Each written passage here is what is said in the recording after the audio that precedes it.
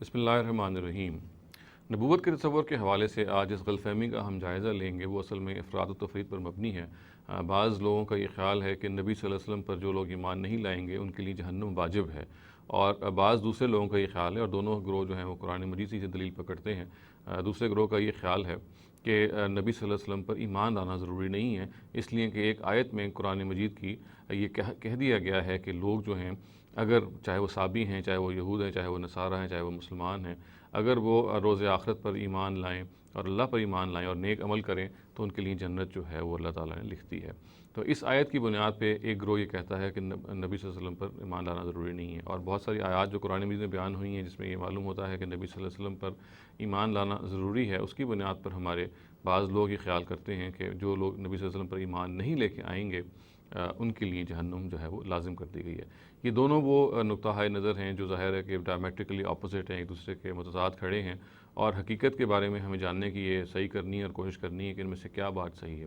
دیکھیے، جہاں تک اس بات کا تعلق ہے کہ جو آیت ہے کہ جس میں یہ بیان کیا گیا کہ ایک یعنی سارے کے جو اس وقت کے مذاہب تھے ان کے نام گنوائے گئے، اور پھر یہ کہہ دیا گیا کہ ان میں سے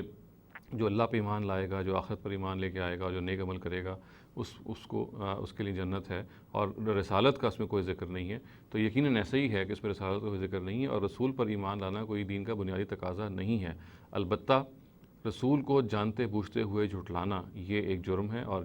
جیسے اور جرائم ہیں جس کے نتیجے میں اللہ تعالیٰ جو ہیں وہ جہنم واجب کر دیتے ہیں، اور ہمیشہ جہنم واجب کر دیتے ہیں، انہی جرائم میں سے ایک ہے۔ چنانچہ اس آیت میں اگر یہ بیان نہیں ہوا کہ رسالت پر ایمان نہیں لایا جائے گا تو اس کی وجہ یہ ہے کہ دین کی بنیادی دعوت انہی نقطوں پر مشتمل ہے جو کہ یہ آیت بتا رہی ہے۔ رسول تو آ کے دعوت دیتا ہے، ایک رسول جب آ جائے اور رسول کو آپ سمجھتے ہیں کہ وہ سچا ہے اور جانتے بوجھتے ہوئے آپ اس کا انکار کر دیں تو قرآن مجید یہ کہتا ہے کہ آپ کے لیے پھر جہنم مقدر ہے، آپ کے لیے ابدی جہنم مقدر ہے، اس لیے کہ یہ ایک ایسا جرم ہے کہ جس کے بارے میں کوئی گنجائش رعایت کی موجود نہیں ہے۔ چنانچہ اس آیت کو اگر ہم اس مفہوم میں لیں گے کہ رسالت پہ ایمان لانا ضروری نہیں ہے تو یہ یعنی اپنی اس تفصیل کے ساتھ لینا چاہیے کہ ایمان لانا ضروری نہیں کا مطلب یہ ہے کہ رسالت پر ایمان لانا دین کا بنیادی تقاضا نہیں ہے۔ البتہ رسول کو جانتے بوجھتے ہوئے جھٹلانا، رسول کی دعوت اگر آپ کے پاس آ گئی ہے اور رسول کو آپ رسول سمجھتے ہیں اور پھر اس کو جھٹلاتے ہیں تو یہ ان جرائم میں سے ہے جو آپ کو ابدی جہنم میں لے جائے گا۔ اور اس کے ساتھ ساتھ جو دوسری بات بیان ہوئی ہے کہ جو رسول اللہ صلی اللہ علیہ وسلم کو جو لوگ یہ کہتے ہیں کہ ایمان ان پہ وہ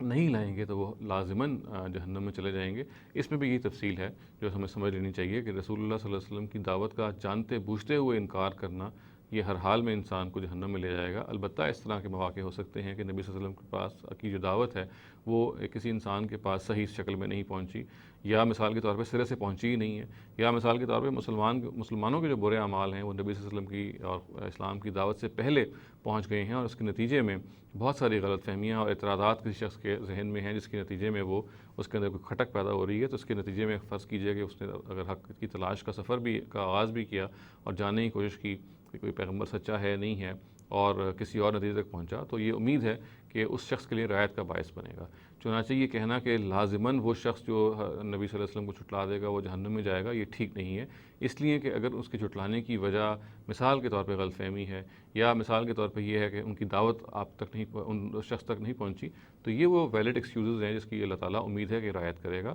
ہاں، البتہ دعوت اگر پہنچ گئی ہے اور وہ آپ نے پیغمبر کو سچا پیغمبر سمجھ بھی لیا ہے اور مان بھی لیا ہے اور آپ پھر بھی جانتے بوجھتے ہوئے اس کو جھٹلا رہے ہیں، تو اس کی دین میں کوئی گنجائش نہیں ہے، اور یہ ایسے شخص کے لیے واقعی اللہ تعالیٰ نے سخت سزا اور جہنم کو مقرر کر رکھا ہے۔ اقول قولی ھذا واستغفر اللہ لی ولکم ولسائر المسلمین والمسلمات۔